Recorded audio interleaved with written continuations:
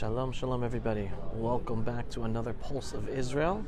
Israel at War update. I don't know if you can see, but behind me is an El Al plane. I'm in the airport and I am not yet in our ancestral homeland back in the beautiful Judean hills, but I am very, very close. Finally on my way home. Carrying firearms there we go. TSA screening checkpoint of an airport is prohibited by federal law and regulations. We're hearing these Please announcements all morning here. I didn't know you can bring a firearm from America to Israel on a plane. I had no clue, but these announcements are going on and on about how to bring firearms to Israel, or how to bring firearms on a plane. I think it's only for the flight to Israel, not for any other flight out of here. In any case, I'm so excited to be going home. Can't wait to go home, to go back, be with family, be in my homeland, be with my people, for so many reasons. So, and then to go back and serve. In any case, here's the update for today, everybody. First of all, right now, after 40 some odd captives, again, the horrendous captivity of mothers, grandmothers, children, toddlers, babies by Hamas, the evil Arab Muslims of Hamas. Well, 40 some odd have been returned, and now Hamas, via Qatar, are in talks with Israel about extending releasing like 2 more days worth of captives, I guess another 25, 26 captives that they have, in exchange for another 2 days of a ceasefire, right? Now again, the only reason this captive release happened at all is because Israel was successful in destroying northern Gaza, part of northern Gaza, in such a way that it was destroying Hamas, and Hamas was on its knees. It was only because it was on its knees that it then begged for a ceasefire. If you ask me, we shouldn't have given into that. We should have continued striking hard, so that they'd be begging so much that we'd be able to get all of our captives back all at once, as quickly as possible, not releasing 10 a day. Let them squeal even more. Let them beg even more. But instead, Israel entered this ceasefire, and they're doing it 10 a day, and now they're like blackmailing us that if you want us to release another 10, then give us another ceasefire. And every day they're getting more equipment, more fuel, more things to rearm and regroup and re-strategize to hurt and kill even more Israeli soldiers. Now here's the thing, and I heard this from my friend Rav Shlomo Katz. He said that a high-up Israeli officer told him that every time a captive is released, our Israeli soldiers, on the one hand, they're very, very happy. They're very happy when one of our captives is released.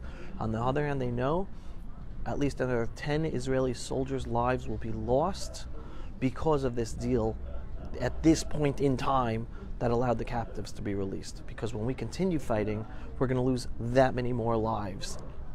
And again, this is because of pressure. The United States pressured Israel. They didn't pressure Hamas to release all the captives. They didn't pressure Qatar, which is a funder of Hamas, to release all the captives ASAP, as soon as possible. No. The Biden administration pressured Israel.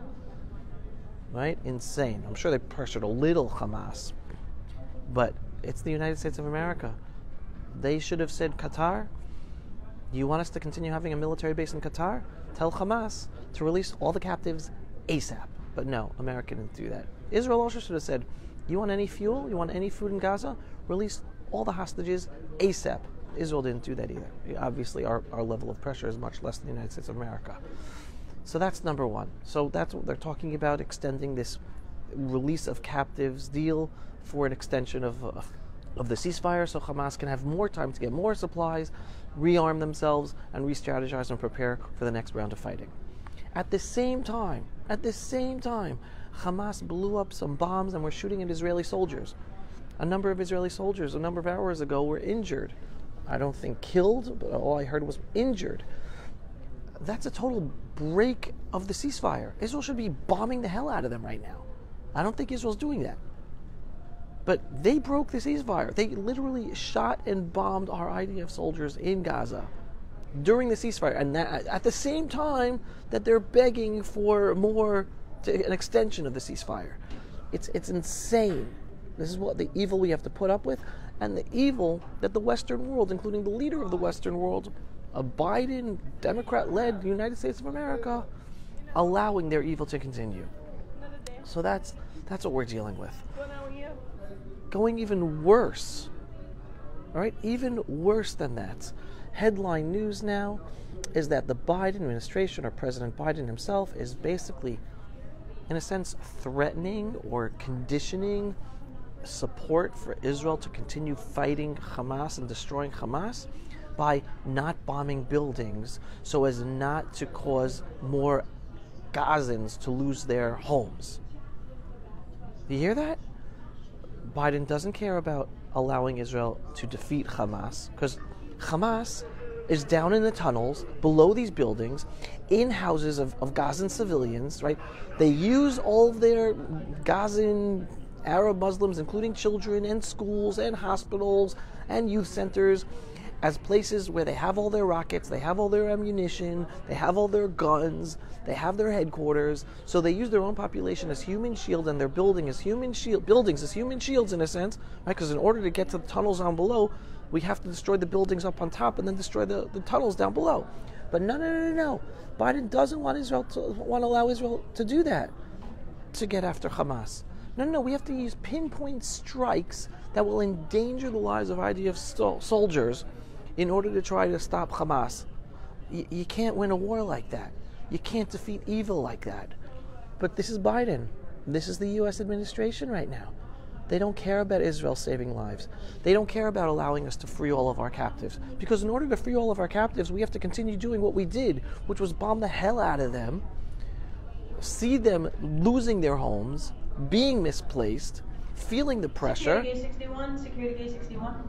Feeling the pressure, so that then they will ask for another ceasefire and instead and release captives, which is exactly what brought us to the state we are today of the captives that were released. It's only because of the tremendous pressure that the IDF placed, and the bombing of the buildings and the bombing of the neighborhoods, which, yes, caused the displacement of this people. But that's the only way we could beat them. That's the only way we could put pressure on them. And the Hamas and the Arab Muslims, they don't even care about their lives. Why? Because they're considered martyrs. They're considered martyrs if they lose their lives. They don't care about their buildings or their neighborhoods because they know they're going to get international funding to rebuild it. What do they care about? They care about losing land. So yeah, the only way we're going to win this war is by bombing these neighborhoods, pushing the Arabs out of them, and in the end, it's only us in the Gaza Strip, little by little, going from north to south. And then them leaving and going to Egypt, going to Jordan, going anywhere else where they won't be a threat to Israel and to innocent Jews. That's it. That's the only solution. But no. Biden cares more about Hamas and us not... Right, it's caring about the civilians in Gaza. Did he care about the civilians in Gaza with over the years, during the Obama years or the Biden years, with the bombings in Iran or Iraq or Afghanistan? Did he care about that? You know how many communities, neighborhoods, people were killed by U.S. bombing that he was responsible for, that his administration was responsible for? No, but when it comes to Israel defending ourselves from the evil Nazis of the Arab Muslims in Gaza, that he cares about. Everyone wake up. This is what we're up against. And I hope Netanyahu does not listen to these threats, and we do what we have to do, and we bomb the hell out of them, just like we bombed the hell out of the northern Gaza. Because that's what we have to do in order to protect ourselves and to save Israeli lives, save lives of Israelis inside of Israel, save the lives of our soldiers, that they're not risked on this immoral standard that the Biden administration is putting upon us. So that's what we're dealing with. Now, I'm a big believer that reality is going to stop the insane, immoral dictates of the Biden administration on Israel, because the Arab Muslims, they don't care about the rules of the world, and they're going to continue using their evil against us. And Israel's going to have to bomb them to smithereens in order to protect ourselves and get rid of this evil. It's going to have to. Maybe at first Netanyahu and Israel will listen to the dictates of Biden, but if the push comes to shove, we're going to have to do what's necessary to defend ourselves and protect ourselves, and the Israeli people won't have it any way otherwise. They are sick of the evil that the Western world allows to threaten us on a daily basis. Right? It's, again, I tell you this all the time. Hamas gets funding from Iran. Iran gets funding from the United States. Qatar gives funding to Hamas. Qatar is an ally of the United States. UNRWA gets money from U.S. taxpayer money, European taxpayer money, the United Nations. UNRWA is Hamas, teaching children to murder Jews and be martyrs and destroy the Jewish state of Israel. It's all Western funded. Right? They allow Ukrainian refugees to be taken in by countries all over the world. They allow Syrian refugees to be taken in by countries all over the world. But no, Gazans, they have to remain in Gaza. They can't be taken in by other nations of the world, or even the Arab Muslim world, right? No, they have to stay in Gaza because the Western world wants that to be a Trojan horse that is little by little making Jewish lives bleed and us lose our lives and the ultimate destruction of the Jewish state of Israel. All this with the support of the Western world that pretends that it is an ally of Israel and pretends that it cares about fighting anti-Semitism while they fund UNRWA that teaches children to kill Jews. So they are funding the greatest anti-Semitism of the day, but yet they say that they're so moral. And just to end on another insanity, there is an Arab Muslim who is a senior person in the Palestinian Authority. His name is Jabril Rajoub. He is a person that America and even leftist Israelis for years have said can be a replacement for Mahmoud Abbas to lead the Palestinian Authority and make peace with Israel, etc., etc. Guess what? Just recently, over the past few days, Jabril Rajoub has said publicly that there will be plenty of more October 7th massacres, not just in Gaza, but in Judea and Samaria, from Arab Muslims. Carrying firearms through Here we go, the firearm announcement again, which allows people to take firearms from America to Israel under certain conditions. Never knew this. Never knew this. Thank you. So Jabril Rajoub just said that there will be more massacres of Jews in Judea and Samaria, meaning he supports that. He's calling for that. He's giving us a warning. It's going to happen. And this is a person America and leftist, insane Israelis consider to be a replacement of Mahmoud Abbas? Guys, that's the reality. The reality is they want to murder us. The Western world ignores that, and we're going to have to defend ourselves. So we're going to be liberating Gaza. We're going to be liberating Judea and Samaria. It's all a matter of time because they want blood. They want our blood, and we Jewish people are not going to stand for it anymore, no matter the immoral dictates of the Biden administration and the Western world. That day's going to come. And again, understand, this man, Jabril Rajoub, is calling out for the massacre of Jews in Judea and Samaria, and he's someone the Western world and crazy leftist Israelis consider a replacement to run the Palestinian Authority. So again, everyone, this is the evil that we're dealing with, evil from our Arab Muslim enemies, evil from the Biden administration, the Western world, evil from crazy, insane leftist Israelis that live with us, who even today are talking about the biggest danger to Israel is settler violence, because that's what the Biden administration is talking about. There is no settler violence. We're being massacred by our enemies, by our Muslim enemies, but they're trying to deflect the issue by making up a red flag issue, blaming the settlers. It's insane. It is evil. This is what we're dealing with. But understand, reality is stronger than all this evil insanity, and we are winning, and we will win. Despite all of this, we are winning, and we will win, thanks to God above. Reality is much stronger than all these evil plans that are about allowing the killing of Jews and allowing for the ultimate destruction of the Jewish state of Israel. We're home. We're never going anywhere. God is with us. Stay strong. The Jewish people are strong. Am Yisrael Chai. And I can't wait to get on the plane, the El Al plane, which is over there, and get home. And I'm going to be home soon, so I hope the next video you're going to be seeing me back in our ancestral homeland, the land of Israel, and I'll be in the Judean hills, the ancestral, biblical, beautiful, indigenous land of the Jewish people. So join me there. If you are not yet a subscriber to my Pulse of Israel videos, go to pulseofisrael.com and click to subscribe.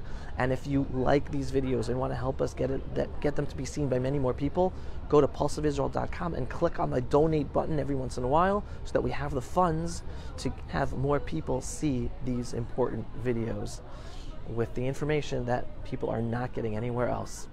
Am Yisrael Chai. Thanks for watching, everyone. Shalom. Next time, a video from our Holy Land, Israel. Can't wait to be home. Pulse of Israel, frontline videos from the Holy Land. Support our work by donating today.